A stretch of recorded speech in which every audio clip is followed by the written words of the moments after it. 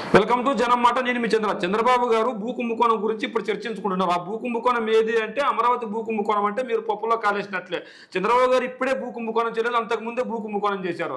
ఎప్పుడు ఉమ్మడి ఆంధ్రప్రదేశ్గా ఉన్నప్పుడు చంద్రబాబు గారు 10 సంవత్సరాలు దాదాపు 10 సంవత్సరాలకు ముఖ్యమంత్రిగా ఉన్నప్పుడు అప్పుడు ఒక భూ కుంభకోణం చేసినట్లు తర్వాత వచ్చిన ప్రభుత్వం కేసు దాఖలు చేసింది. ఆ కేసుకు సంబంధించి ఒక వార్త మన దగ్గర ఉంది. 4 రోజుల్లో 850 ఎకరాల ఐఎన్జీ భారత్తో ఒప్పందంపై సిబిఐ విచారణ జరిపిస్తారా అంటూ ఒక హైకోర్టు తీర్పు ఇది. మిమ్మల్ని ఆదేశించమంటారా? రాష్ట్ర ప్రభుత్వానికి తెలంగాణ హైకోర్టు సూటి ప్రశ్న. వారం రోజుల గడువు ఇచ్చిన ధర్మాసనం. 2003 నాటి చంద్రబాబు ప్రభుత్వాన్ని తప్పుపట్టిన హైకోర్టు ఇప్పుడు 2003లో ఉమ్మడి ఆంధ్రప్రదేశ్లో పరిపాలన చేసిన చంద్రబాబు గారు అప్పటి ప్రభుత్వాన్ని తెలంగాణ హైకోర్టు తప్పుపట్టింది. అపధర్మ ప్రభుత్వంలో 400 ఎకరాలకు సీల్ డీడ్ చేస్తారా అంటే అపధర్మ ముఖ్యమంత్రిగా ఉన్నప్పుడు చంద్రబాబు గారు ఉన్నట్లుండి 400 ఎకరాలకు దాదాపు 400 ఎకరాలకు సీల్ డీడ్ చేసినట్లు ఉంది చేశారంట. అత్యంత ఖరీదైన ప్రాంతంలో వేల కోట్ల విలువైన భూములు కార్చౌకగా దారదత్తం చేస్తారు. అయితే ఎక్కడైతే మనకి విలువైన భూములు ఉన్నాయో ఆ విలువైన భూములను కార్చౌకగా అప్పుడు ఆపధర్మ ముఖ్యమంత్రిగా ఉన్న చంద్రబాబు నాయుడు గారు 4 రోజుల్లోనే దాదాపు 400 ఎకరాలకు సీల్ డీడ్ వేశారు. అంటే దాదాపు మొత్తం 880 ఎకరాలు దారదత్తం చేశారు. గతంలో ఏ కంపెనీకి 4 రోజుల్లోనే 100 ఎకరాలు అప్పగించినట్టుగా నిర్వహణ ఖర్చులు బిల్లులు మాఫీకి అంగీకరించినట్టుగా, లేదంటే గతంలో చూసుకున్నట్లయితే ఏ కంపెనీకి 4 రోజుల్లోనే 100 ఎకరాలు అప్పగించినట్టు కానీ నిర్వహణ ఖర్చులు కానీ బిల్లులు కానీ మాఫీకి అంగీకరించినట్టుగా లేదు. కానీ చంద్రబాబు గారు లోపాయకర ఒప్పందం చేసుకొని ఇదంతా చేశారు. విస్తృత ప్రజా ప్రయోజనాల దృష్టిలో పెట్టుకొని వైఎస్ ప్రభుత్వం ఆ భూములు వెనక్కి తీసుకుంటూ చట్టం చేసింది. అయితే అప్పుడున్న ప్రభుత్వం ఏదైతే వైఎస్ఆర్ ప్రభుత్వం ఉందో, అంటే అప్పుడు కాంగ్రెస్ పార్టీ అధికారంలోకి తెచ్చిన వైఎస్ఆర్ అంటే డాక్టర్ వైఎస్ రాజశేఖర రెడ్డి గారు ప్రజా ప్రయోజనాలను దృష్టిలో పెట్టుకొని వీటిపై ఆ భూములు వెనక్కి తీసుకోవాలని చట్టం చేసింది. అయితే పిటిషన్లో ఎలాంటి మెరిట్ లేదు, ఆ ఒప్పందాన్ని ఏ రకంగానూ సమర్థించలేమంటూ కూడా వైఎస్ఆర్ ప్రభుత్వం చేసింది. అయితే 18 ఏళ్ళ సుదీర్ఘ విచారణ తర్వాత చీఫ్ జస్టిస్తో కూడిన బెంచ్ స్పష్టమైన తీర్పు ఇచ్చింది. అయితే ఇది ఇప్పుడు కాదు, 18 సంవత్సరాల క్రితం వేసిన కేసును 18 ఏళ్ళ తర్వాత స్పష్టమైన తీర్పు వచ్చింది ప్రభుత్వానికి అనుకూలంగా. ఏ విధంగా చూద్దాం. 2003 ఆగస్టు 5వ తేదీన ఏర్పడిన ఐఎన్జీ భారత్ 9న బాబు ప్రభుత్వం ఎంవిఓ చేసినట్లు చెప్పింది. కొట్టివేతపై పిల్లి విచారణ వచ్చే వారానికి వాయిదా వేసింది. అంటే భారత్ పిటిషన్ కొట్టివేత అంటే ఈ కేసును కొట్టేసిన భూములు మాదే అని చెప్పి ఉంది. అయితే మనం చర్చించుకోవాల్సింది ఏంటంటే ఇక్కడ దారదత్తం భూములే. ఐఎంజీ అఖండ బస్ భారత్ ప్రైవేట్ లిమిటెడ్ కంపెనీ ఏర్పాటైన 4 రోజుల్లో 850 ఎకరాలు ఇచ్చేలా ఒప్పందం చేసుకున్న 2003 నాటి నారా చంద్రబాబు నాయుడు గారు. అంటే ఐఎంజీ అనే భారత్ ప్రైవేట్ లిమిటెడ్ కంపెనీ ఏర్పాటైన అంటే ఈ కంపెనీ అప్పుడు ఏర్పాటైందే 4 రోజులు. అంటే కంపెనీ ఏర్పడి కేవలం 4 రోజులు అయింది. మనం అంటే ప్రభుత్వం దిగిపోయే 4 రోజుల ముందుగా ఇక్కడ మనం చూసుకోవాల్సింది. ఏ కంపెనీలకి అంటే ఇక్కడ గతంలో ఏ కంపెనీకి 4 రోజులైనా 100 ఎకరాలు అప్పించినట్టు కదా. అంటే ఇక్కడ మనం ఈ పాయింట్ ఒకసారి మనం చూసుకున్నట్లయితే ఏ కంపెనీకి 4 రోజుల్లోనే అంటే కంపెనీ ఏర్పాటయ్యి అప్పుడు 4 రోజులైంది. అంటే ఆ కంపెనీ ఎవరు ఏర్పాటు చేయించారు అంటే ప్రభుత్వం దిగిపోతుందని చంద్రబాబు గారు ఒక క్లారిటీకి వచ్చిన తర్వాత 4 రోజుల్లో ఎలాగో ప్రభుత్వం దిగిపోతుంది, ప్రభుత్వం దిగిపోయినప్పుడు ఖచ్చితంగా భూములన్నీ మన వాళ్ళ చేతుల్లో ఉంటే బాగుంటుందని చెప్పి ఉన్నట్లుండి ఒక కంపెనీకి 4 రోజుల్లోనే ఆ కంపెనీ ఏర్పడిన 4 రోజుల్లోనే ఇన్ని 100 ఎకరాలు ఎట్లా కేటాయిస్తారని చెప్పింది. 2003 నాటి చంద్రబాబు నాయుడు ప్రభుత్వాన్ని తెలంగాణ హైకోర్టు తీవ్రస్థాయిలో తప్పుపట్టింది. అంటే 2003లో చంద్రబాబు నాయుడు గారు పరిపాలన చేశారు, అప్పటి ప్రభుత్వాన్ని తీవ్రంగా తప్పుపట్టింది హైకోర్టు.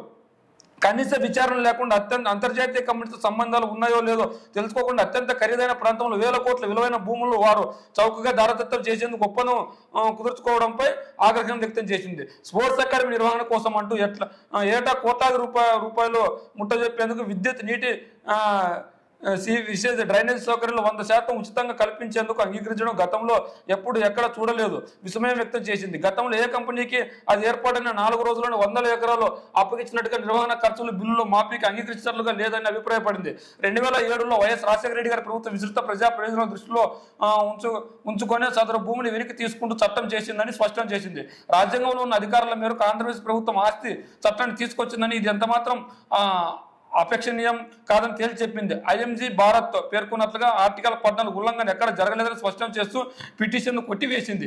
ఈ పిటిషన్లో ఎలాంటి మెరిట్ కనిపించలేదని ఆ ఒప్పందాన్ని ఏ విధంగానూ సమర్థించలేమని ప్రధాన న్యాయమూర్తి జస్టిస్ లోక్ ఆధారిత జస్టిస్ అని అనిల్ కుమార్ జుకుటన్ ధర్మాసనం 18 ఏళ్ల సుదీర్ఘ విచారణ తర్వాత గురువారం తీర్పు ఇచ్చింది.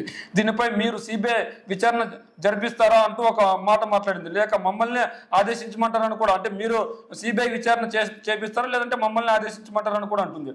అంటే రాష్ట్ర ప్రభుత్వాన్ని ఏ అంశంపైన దాఖలైన ఓ పిల్ విచారణ సందర్భంగా ధర్మాసనం ప్రశ్నించింది. దీనిపై వారం రోజుల్లోగా నిర్ణయం తీసుకోవాలని చెప్పింది.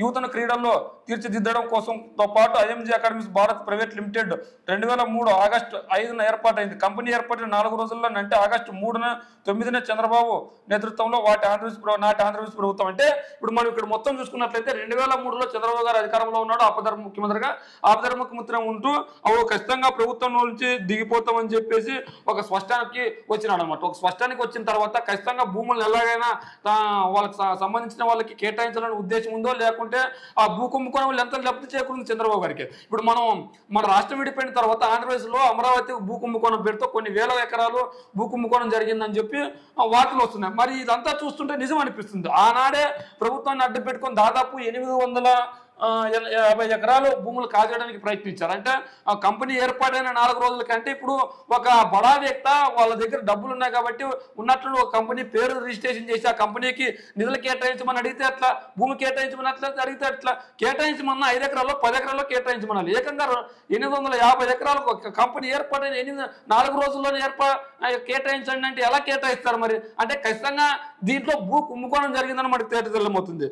మనం ఇంకోటి, రంగారెడ్డి జిల్లా శ్రీలింగంపల్లి మండలం గచ్చిబౌలి సెంట్రల్ యూనివర్సిటీకి చెందిన 400 ఎకరాల సూపర్ నగర్ మండలం మామిడిపల్లి విమర్శడానికి అత్యంత చెరువులు 450 ఎకరాల కంపెనీ కేటాయించింది. అంటే ఈ భూములు శ్రీలింగంపల్లిలో సూపర్ నగర్ మండలం మామిడిపల్లిలో విమానాశ్రయానికి అత్యంత చేరువలో, అంటే విమానాశ్రయానికి దగ్గరలో, అంటే ఆ భూములు ఎంత విలువైన మనకి చూసుకోవచ్చు.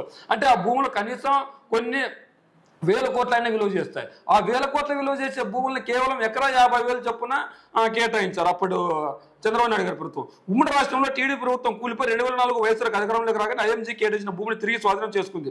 ఎలాంటి అనుభవాలని సంస్థకి ఎలా అప్పగిస్తారంటూ చంద్రబాబు నిర్ణయాన్ని తీవ్రంగా వ్యతిరేకించింది. ఆ రోజు చంద్రబాబు గారు చేసిన తప్పులను ఎలా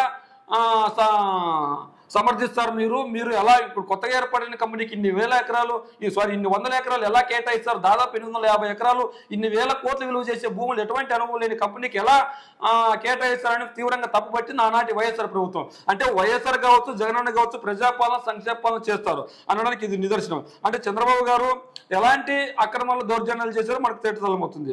క్రీడా మైదానాలు కట్టి 2020 ఒలింపిక్స్ కోసం క్రీడాకారులను సిద్ధం చేస్తామంటూ కంపెనీ ప్రచారం చేసి ప్రారంభించిన 4 రోజులకు ఉమ్మడి ఏపీ ప్రభుత్వంతో ఒప్పందం చేసుకుంది. అంటే ఒలింపిక్స్ కి క్రీడాకారులు తయారు చేస్తాం, మాకు భూమి కేటాయించండి అంటూ ఊదరగొట్టి ప్రకటనలు చేసింది. ఆ ప్రకటనలు చేసిన తర్వాత ప్రభుత్వంతో ఏం ఆశ చూపించిందో మనకు తెలియదు, కానీ ఆవిడైతే భూమి అయితే కేటాయించింది. చంద్రబాబు ప్రభుత్వంలో 2003లో ఐఎంజీ భారత్ ఎకరం 50,000 చొప్పున 800 ఎకరాలు కేటాయించింది. చంద్రబాబు ఇప్పుడు ఆ భూములు సర్కారు కానీ హైకోర్టు తీర్పిచ్చింది. ఐఎంజీ భారత్ అనే కంపెనీని 2003 ఆగస్టు 5న రిజిస్టర్ చేయగా దానికి అధినేత హౌలోబిరో అలియాస్ బిల్లారావు క్రీడా మైదానాలు కట్టి, ఇది మనం ఇక్కడ చూసుకున్నట్లయితే 2006 నుంచి నడుస్తున్న ఈ కేసు ఎట్టకేలు కొలికి రావడంతో వేల కోట్ల భూమి ప్రభుత్వ ఖాతాలో పడింది. అయితే దాదాపు 850 ఎకరాల భూ కుంభకోణానికి ఆనాటి ఉమ్మడి ఆంధ్రప్రదేశ్లో చంద్రబాబు గారు తెరలేపారు.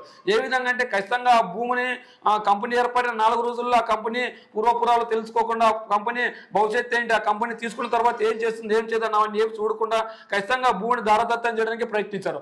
ఆ కంపెనీ భూమి కేటాయించడానికి ఈయన ఎంత సొమ్ము తీసుకున్నాడు, ఎంత డబ్బు తీసుకున్నాడు అని కూడా తేటతెల్లం చేయాలి. ఇప్పుడు సిబిఐ ఎంక్వైరీ వచ్చింది ఆ కంపెనీ పైన మాత్రమే కాదు, చంద్రబాబు గారి పైన కూడా సిబిఐ ఎంక్వైరీ అని చెప్పి ఏపీ ప్రజలు కోరుకుంటున్నారు. ఎందుకు ఏపీ ప్రజలు సిబిఐ ఎంక్వైరీ వేయాలని కోరుకుంటున్నారంటే అమరావతి భూ కుంభకోణంలో కావచ్చు, ఇంకా రింగ్ రోడ్ స్కామ్ కావచ్చు, లేదంటే స్కిల్ డెవలప్మెంట్ స్కిల్స్ కావచ్చు, దీంట్లో స్కామ్ కావచ్చు, ఇప్పుడు వెలుగు తీసిన ప్రతి ఒక్కటి చంద్రబాబు గారి గతం చూసుకుంటే ప్రతి ఒక్కటి అవినీతి వైపే చూపిస్తుంది, కానీ అతను మంచి పరిపాలన చేసినట్టు ఎక్కడ కనిపించదు. నిజంగా చంద్రబాబు గారు మంచి పరిపాలన చేసింటే చంద్రబాబు గారు 14 సంవత్సరాల పరిపాలనపై సిబిఐ ఎంక్వైరీ కోరి వాళ్లకు తేటతెల్లం చేసుకుంటే ఖచ్చితంగా మంచి జరుగుతుంది. అలా చేయకుండా కేవలం ఇతరులపై విమర్శలు చేస్తే కన్నా ఖచ్చితంగా తప్పు. దాదాపు 850 ఎకరాలు అవి కంపెనీవి కాదు, ప్రభుత్వాన్ని అని తీర్పిచ్చిన తర్వాత కూడా దీని గురించి చర్చించుకోవడం అనవసరం అనిపిస్తుంది. మరి చంద్రబాబు గారి పరిపాలన గురించి మీరేమనుకున్నారు? చంద్రబాబు గారు ఎలాంటి పరిస్థితుల్లో ఈ భూములు కేటాయించాల్సి వచ్చింది? చంద్రబాబు గారు ఎందుకు కేటాయించాడు? మరి దిగిపోయే కంపెనీ ఏర్పాటైన 4 రోజుల్లో ఎందుకు ఈ భూములు ఏర్పాటు చేయాల్సి వచ్చింది? అంటే ఖచ్చితంగా చూడాలి. ఆపద్ధర్మ ప్రభుత్వంలో మనం చూసుకోవచ్చు. ఇక్కడ ఆపద్ధర్మ ప్రభుత్వంలో చంద్రబాబు గారు భూములు కేటాయించాడు. మరి ఎందుకు ఆపద్ధర్మ ముఖ్యమంత్రిగా ఉండి కూడా భూములు కేటాయించాల్సి వచ్చింది? ఇలాంటి ప్రశ్నలన్నిటికీ మీ కామెంట్ రూపంలో తెలియజేయండి.